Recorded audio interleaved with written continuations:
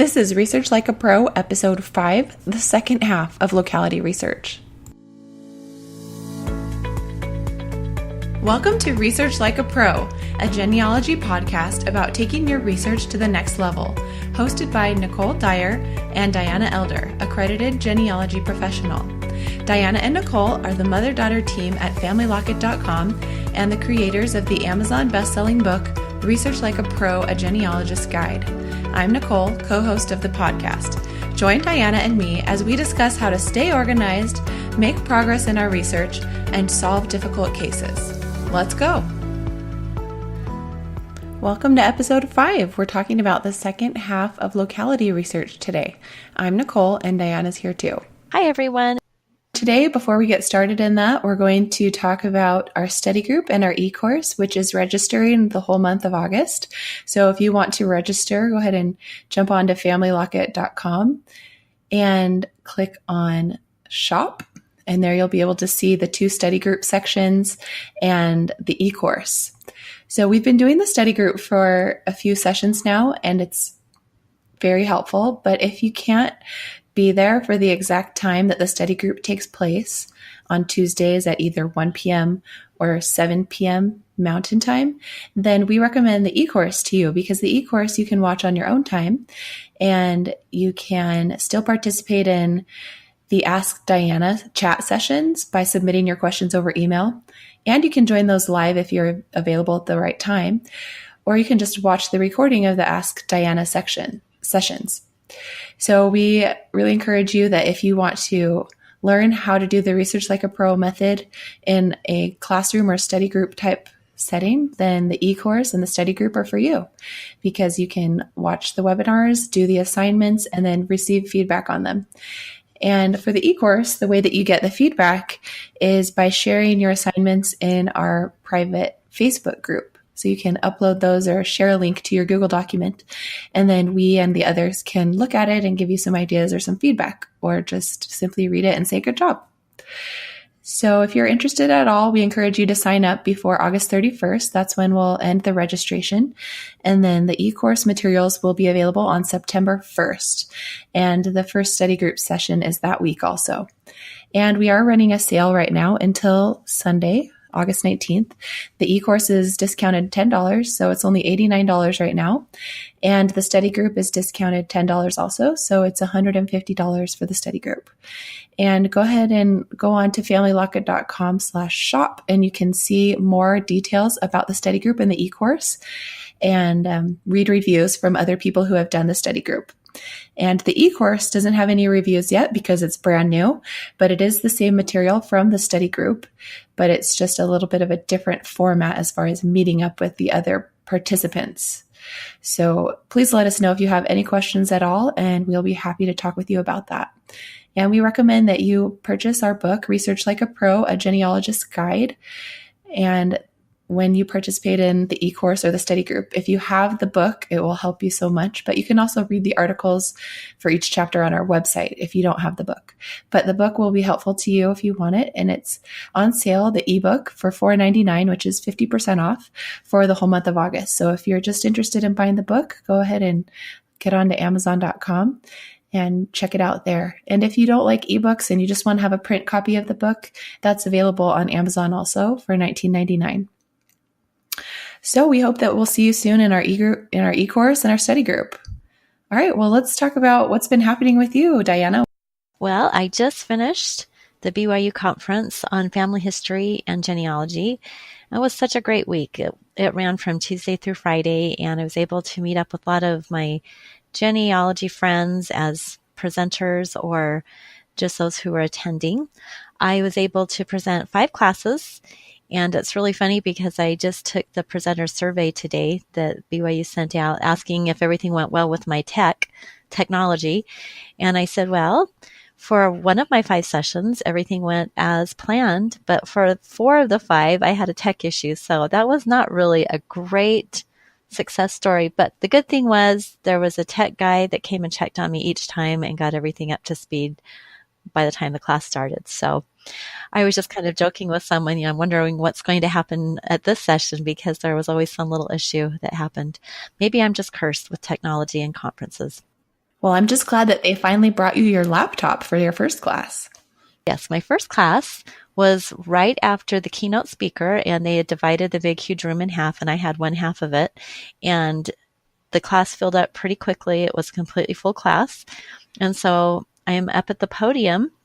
There's no laptop to plug my presentation into. I brought my presentation on a flash drive, no laptop. There's no tech people. There's nobody around. And so people kept coming up and asking, what is this session? Is this the Family Search Catalog session? Because I didn't have anything up on a screen. So finally I was walking out to go find somebody, and here came a couple young women with the laptop. So I just went up to the podium, 9:45, time for class to start, and just started talking as I've got these 3 kids getting everything connected for me. So, that's always fun to start your first presentation of the week with an issue like that. But we were fine. Got into it and it was great. So the other fun thing that happens during the BYU conference for anyone interested in pursuing a credential through ICAP Gen is we have 2 whole days of an accreditation track where you have classes the entire 2 days, all about preparation and information about that. And that's actually what got me started on my path to accreditation. So I'll just talk for a second about that.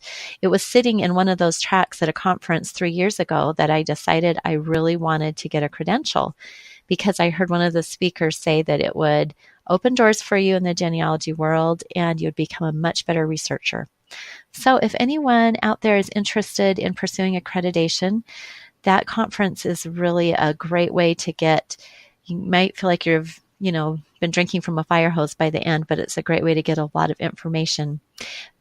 But I'm excited to tell everyone, if you can't make it out to the conference, I have a committee and we are in the middle of producing videos that will be on YouTube and on the ICAP Gen website, which will basically have all the same information. So from wherever you are in the world, you can watch videos on accreditation, learn all about the process, learn skills that you need to be successful. So that's a really fun project I'm working on, and we're hoping to have those up by the end of September. So remind me of your role within ICAP Gen. I'm the presentation specialist. So I am in charge of getting these videos produced. Luckily, I have a great committee that helps me with all of that. And then whenever there are classes that ICAP Gen sponsors, such as at this conference, then I have a helper, and we determine the titles of the classes and find people to teach those. And we're also going out to Kansas City in October for the APG conference, the Association of Professional Genealogists. We'll be doing a presentation out there all about accreditation. So maybe we'll see some of you listeners out in Kansas City in October. So anyway, my job is just to teach people about how to become an accredited genealogist professional, to make it easier for them to understand the process and know how to do it. Great. That's a really important role. I want to become accredited too. And so I'm hoping that I can push through all of the states that I need to learn about and make locality guides for each of them. Which brings us to today's subject of locality research. So last time we talked all about the first 2 questions that you can ask when you're doing locality research. What happened and where did it happen? Today we're going to talk about why did it happen? And this is a really fun part because it really gives us a lot of contextual history and background about what it was like for our ancestors and what things were happening in history. What did they live through and how did that affect them and affect the records that were created? So I love this part. And I probably haven't said on this podcast yet, but this is what I studied in college. My degree is in history teaching to be exact. And so I was a social studies teacher for a little while before my children were born. And I love history and I love learning about why things are the way they are and what's the backstory. So of course, I love learning about what happened to my ancestors and the history of their lives. So when you're doing your locality guide, you're going to want to have a section for county histories and other kinds of historical information about your ancestors, biographical sketches, periodicals, church histories, newspapers, and all the other kinds of publications and records and information that can tell us more about why things were happening for our ancestors and the history. So we want to talk first about where to find county histories. So if you're researching in the United States, there were a lot of county histories written in about 1880 to 1900. So make sure you look for those. And if you're researching in other areas, they also have county histories or histories of their jurisdiction, whatever it may be called. And a way to find that is to look on Google Books, which has, like we mentioned last week, a lot of digitized historical books. So you can go to Google Books. Their website is books.google.com. And then you can type in the search bar the locality that you're researching, like Montgomery County, and then history or county history. Or you can just type in the place and history and see what kind of books come up. And sometimes you'll find books that are fully digitized. Other times you'll find a preview, and then you have to look in the library or WorldCat, which is a great listing for library books all over the world. And then you can find them there. But if they're not digitized, don't give up, because you can still get them from interlibrary loan. And then another place that I've done that before is the Family Search Catalog. So Family Search has been trying to acquire a lot of these kinds of history books, county histories, and helpful history books about certain locations. So check the catalog on Family Search and see what books pop up in the history section of the listing. And of course, the Internet Archive is another great location to look for digitized county histories. And lastly, check historical and genealogical societies, because a lot of the time they will know all of the books that are about that location. That's what they focus on. If they're, a historical society for Pima County, Arizona, they're going to know what books are about Pima County, Arizona. So give them an email or a call or talk to somebody from there, visit them, and find out what county histories have been written. And sometimes they will even let you order them from their websites, which is really helpful. And you can help support their society by doing that. So that's a good idea to do. So Diana has an example to share about purchasing a county history. Can you tell us about that? Yeah, and as you were talking, I just had a couple of thoughts. So we have to remember that when these county histories were being written, that sometimes the scenario was that someone, on the county level is charged with writing this county history, but people had to pay sometimes to have their information put into the book. And so sometimes you look in the books and you think, well, my ancestors are never located in these county histories. And it could be it's just because they didn't want to pay any money or couldn't afford to have their histories put in, and you have more of the prominent citizens in the area that are featured in those histories. But don't despair if your people are not listed in those. You can still learn so much from just reading the stories of other people. So, for example, when I was trying to learn about Chickasaw Nation, I had gone up to the Family History Library in Salt Lake City and located the area in the library that was focused on that location, because that's how the books are organized there, by location. And there was this really great book called Pioneers of Chickasaw Nation Indian Territory by Nova A. Lemons. And I pulled that book out and I, of course, what do we do first? We turn to the index, look for our ancestor's surname. And I was disappointed. Out of those 12 different ancestral couples that had lived in Chickasaw Nation, not one of their surnames was there. Well, when I looked at the beginning of the book, I found that only the people who had had information submitted to Nova would be located in the book. So she's working on her third volume. I need to get something submitted so my people can show up in her books. But was this still valuable to me? Yes, it was really valuable because I found some great stories. And one of my favorites is by an individual named W.B. Flick. And someone had done an interview with him. He had apparently lived quite long, and they had interviewed him and asked all about those early days. So even though my ancestors didn't leave any stories about the early days, W.B. Flick did. And the really cool thing about him was he mentions all these different locations that were all throughout my ancestors' information in that timeline. Paul's Valley that we talked about. There were other locations from censuses and stories Marietta, Ardmore, Maxwell, McGee, all these little localities, little townships he talks about. So one of my favorite parts from his story, I'll just read it to you. It says, in 1888, W.B. Flick traveled with his parents and brother from Texas to Indian Territory in a wagon working 2 horses and 2 oxen. He married Jane Davis in 1889, then bought a lease from Tom Love, Chickasaw Indian, and built a log house on it. Bought 2 oxen from his father and started farming. In 1891, he moved on to Nebo and went to work for an Indian woman named Lou Brown. Apparently, she had married a white man, and the Indians didn't like him and killed him. A few nights after Mr. Flick and his wife moved in with her, 7 or 8 Indians on horseback surrounded the house and began shooting into the house. He saw they were all going to be killed, so he got his Winchester and ran out in the yard and began firing from the house. W.B. Flick moved at least 8 times between 1888 and 1910. So that's just a little portion from, a story that goes on for 2 or 3 pages. But this gave me a really good version. I mean, if there was a story, with someone having been killed, I think that would have been passed down in our family. So I don't think we had anything that dramatic. But definitely, I know that my ancestors traveled probably with a wagon from Texas to Indian Territory, and I'm pretty sure they had to build a log house and start farming, and it was not uncommon for everybody to move around a lot. So this gave me a really fun picture of Indian Territory and helped me understand the history a little bit, even though my family wasn't mentioned in that. So why did you decide to purchase a copy of Pioneers of Chickasaw Nation?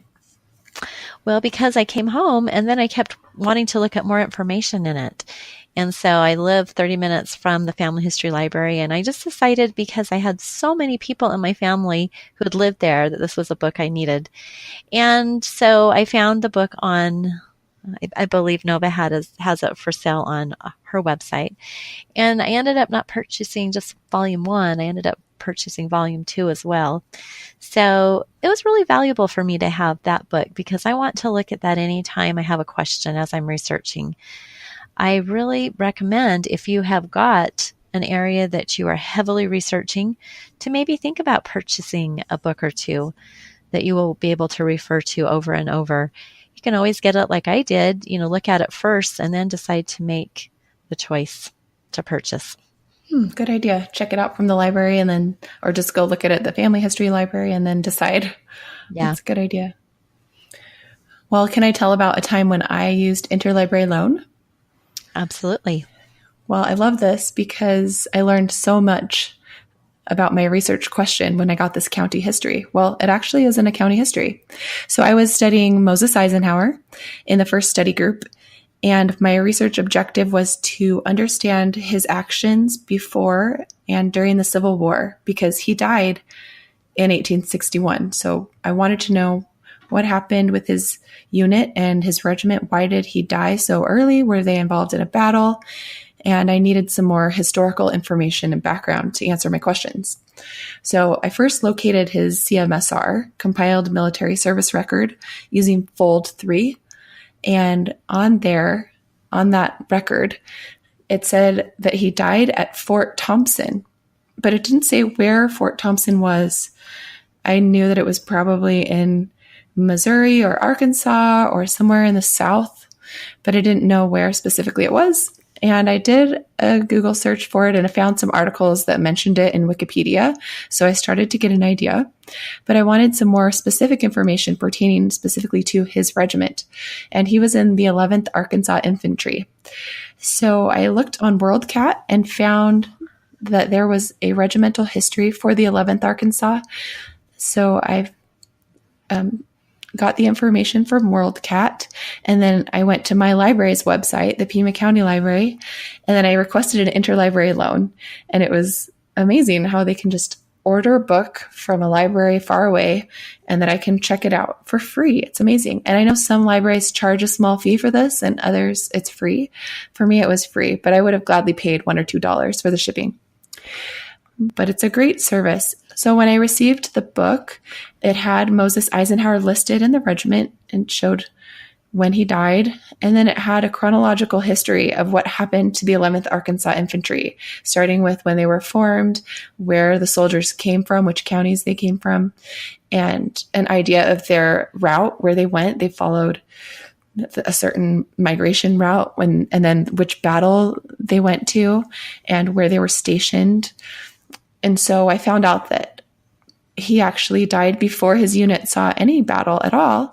They were just preparing and building a fort. So they were building Fort Thompson, and it was winter, and his regiment was probably out doing guard duty a lot in the cold.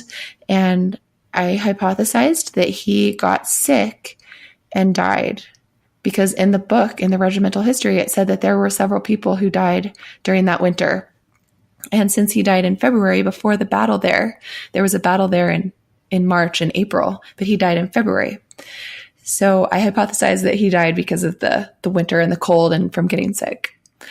And so the regimental history was so valuable. It's so helpful. If you're doing military research, you really have to try it. Try getting one. Oh, that's so interesting. I know. It's so neat when you can come across something like that helps you just give maybe, like you said, a hypothesis about why someone died.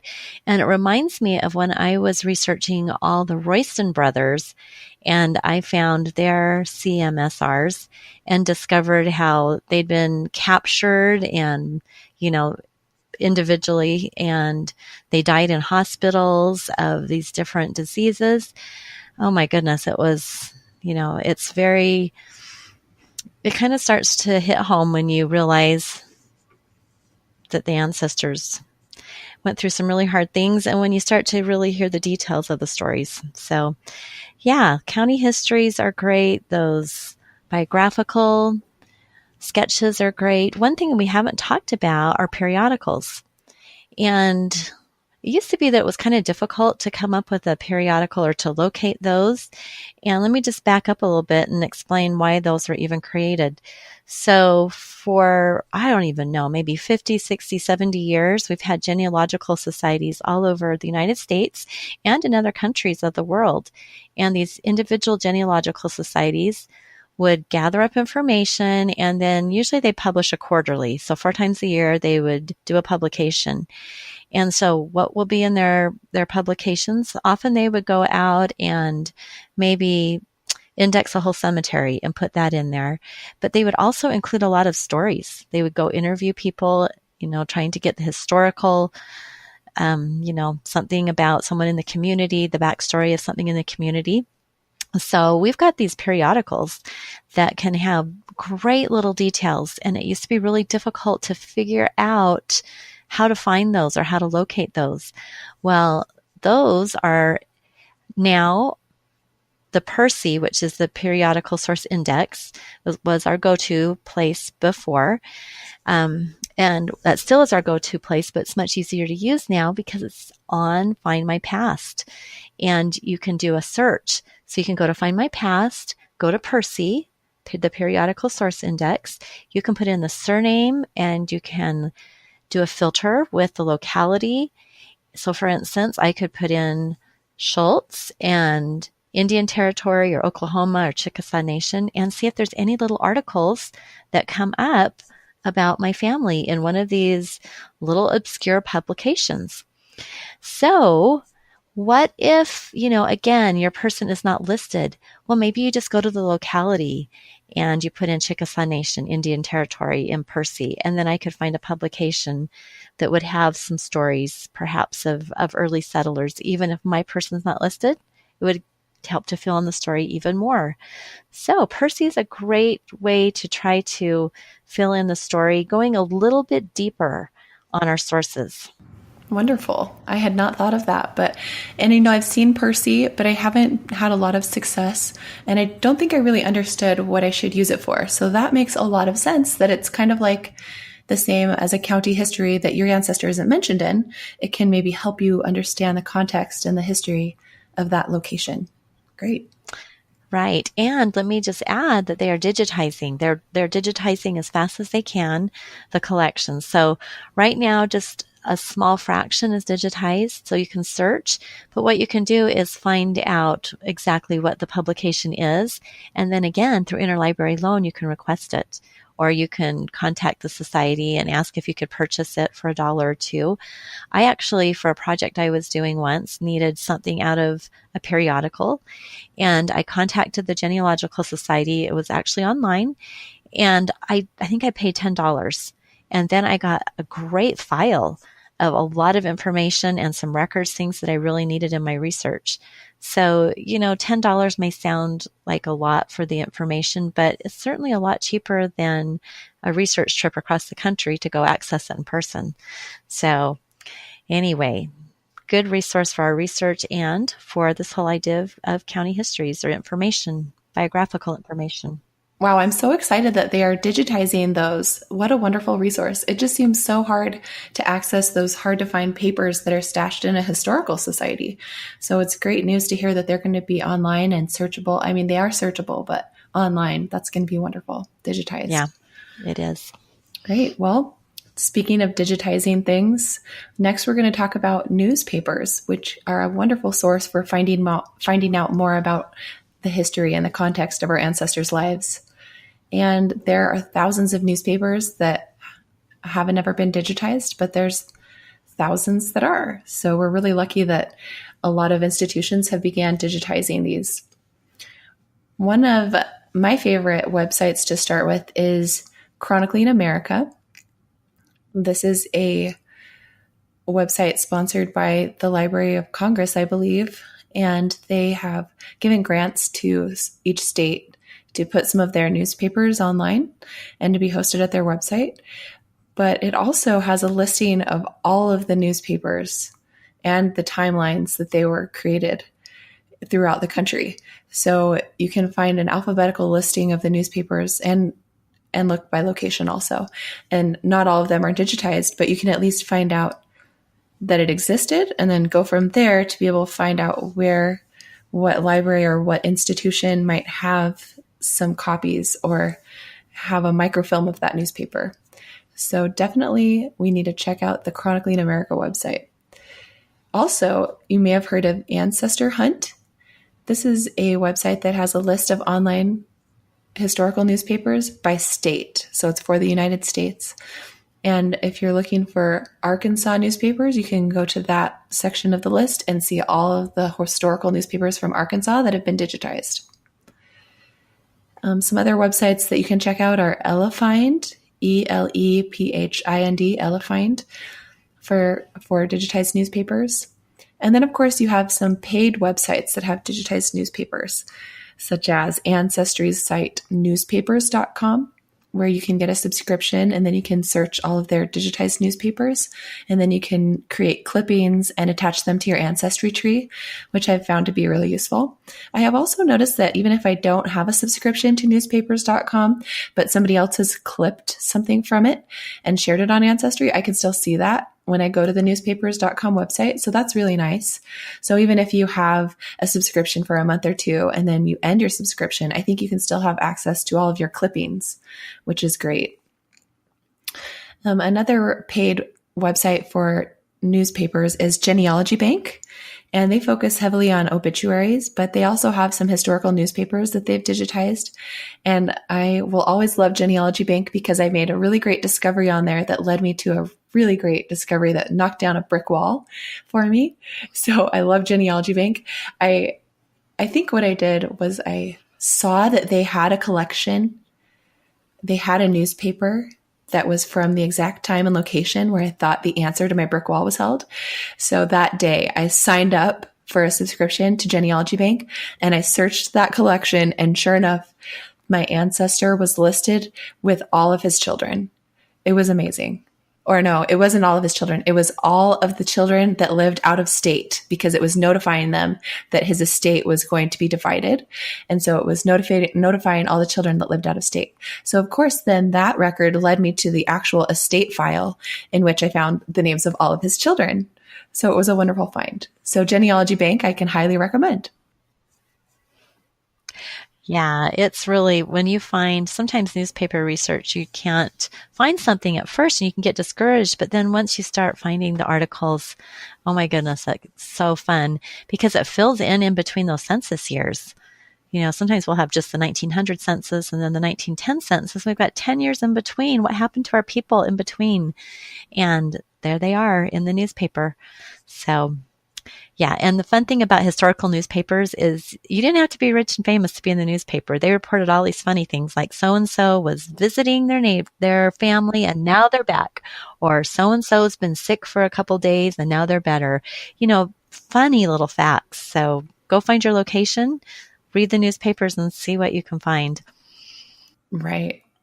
I have to tell a story about some pretty sad things that I found in the newspaper. I was looking at then it was new when I found it a few years ago. The British Library had digitized millions of their newspaper pages on the British Newspaper Archive website, and they were in partnership with Find My Past. And I decided to try it out. I wanted to search through it, but I didn't know if I wanted to get a subscription to it yet because this was another one of the paid websites. But I just put in my ancestor's name, Thomas Bradley, and I also put in the town or parish that he lived in, Swineshead, which is in Lincolnshire. And I wanted to know what happened to him because my ancestor, his daughter, Sarah, left and came to America, and I wondered why he didn't come and what became of him after that. So I put in his name and I put in the town, and I got 5 or so hits to articles from the Stamford Mercury, a Lincolnshire paper, and it was police intelligence.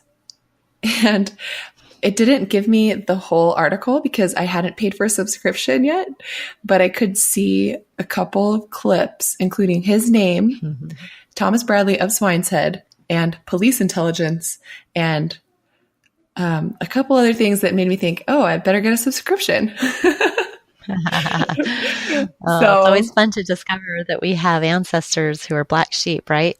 Isn't it? It really helped me to understand what it was like for his daughter, Sarah Jane, and why she left. Because when I got my subscription and read all of the articles about him, the police intelligence, I learned that he, in 1838, a couple of years before Sarah was born, he went to prison and he was charged with manslaughter of his father-in-law. Although he wasn't married. It said father-in-law, but it was actually stepfather. Have you come across that before? Oh, you never can believe everything you read in the newspaper. And I like to tell people this: if you ever know the real story and it's reported in the newspaper, then you get an idea of how those news articles just can completely be inaccurate. So yeah. That's funny. Well, I don't know if they just use those terms differently back then or if they maybe used them differently in England, but it said father-in-law, but it was his stepfather. So I guess that makes sense. Maybe they were using the in-law to mean his mother's new husband. But anyways, So I guess that guy died and Thomas was charged with manslaughter, but he was acquitted. But he did spend some time in the Lincoln Castle prison. And my son and I had a really fun time looking up that prison and seeing what it looked like. It's actually a museum now. You can go walk through it. So we looked at some pictures of that and talked about how our ancestor spent time there. Anyway, I also found some articles about him being charged with being drunk and riotous and also stealing food. So you can imagine if you're the daughter of this man and, her parents weren't even married. So her mother came with her to America and he stayed behind. But I don't know if he was even part of her life. Who knows? But she was leaving behind a past filled with poverty and sadness. So it makes sense why they left. It helped a lot. Researching and finding out the history, finding out what happened, it just adds that important context. I think we move beyond the stage of dates and places, and then we get to this kind of stuff. And this is when our ancestors really start to mean something to us. It's when we really start to connect with them.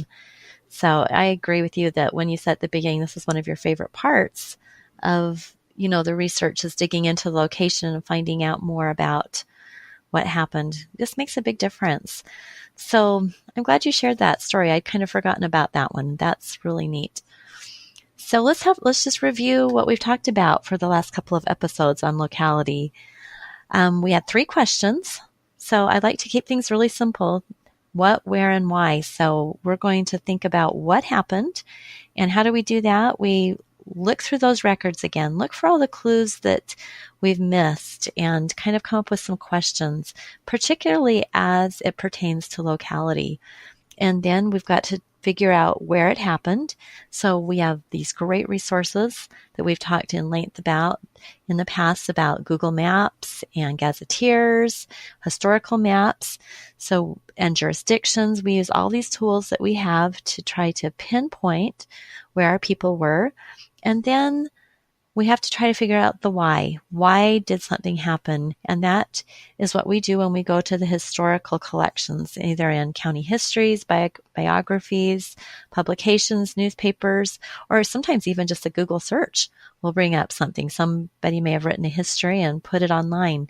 So you never know where something will turn up to give you some help with your history. So where do we go from here? What's the assignment from the book for locality research?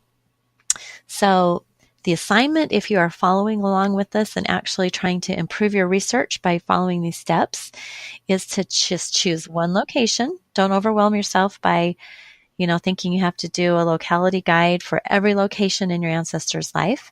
Think about what your research question is. What do you really want to find out? Choose that locality and then create a research locality guide. You'll learn everything you can about the geography, migration, jurisdictions, boundary changes, local history, and then compile that into a locality guide. Like I said before, I like to do mine, in a word processor. So I use Google Docs, and then I also put that into Evernote so that I can search for it, and it just makes it easy for me to find what I want. The locality guide, really important to put links to your websites or to your record collections. I like to add a little bit of a note about what can be found there or what it's useful for. So just know that once you create the locality guide for a location, it's not done. You do it, but then there's new things that you will come across and that you can add to it. And it can be such a great guide just to help you with your research. And it's very important because the next step that we're going to talk about is doing research planning. And guess where we're going to get all of our ideas for records we can search? You got it. It's from our locality guide. So just a fun little note here. In one of our first study groups, one of the individuals really did not want to do a locality guide. She thought it would be very tedious and not very fun.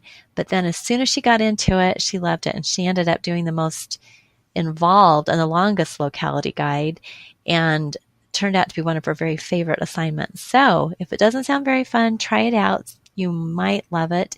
And if you're excited about it, then go for it and good luck and have fun. That's great advice. Just try it. You never know until you try it. But yeah. I really felt the same way, that at first it seemed kind of boring, but I think I was trying to go and write a book and I was trying to put too much detail. I was putting a lot of historical information in. When I started making it a little bit more simple and just putting links to where the information was. Okay, there's a historical article here. There's another article there. There's a timeline here. I don't need to make my own historical timeline for this location. I can just look at the ones that are already existing.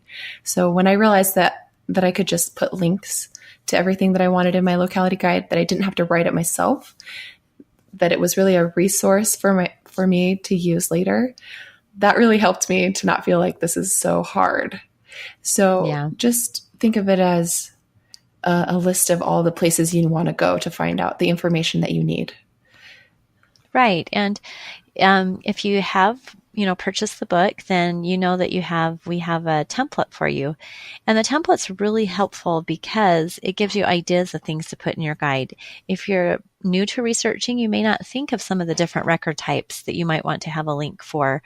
And so just kind of looking through the sample in the book, I have a I have a section on the background. I have a section on general research guides for my state of Alabama, a section for maps and geography, history, timelines, and then a bunch of different links for record types, such as the census, Bible records, church records. So the template can really help to give you ideas of what you could put in your locality guide. Yeah, that's right. When I go through and start a new locality guide, I do like to make a list of all the different kinds of records that I'm going to be adding links to, like the land records and the legislative records, the military records. And if it's a state guide, then I'll put all the state censuses.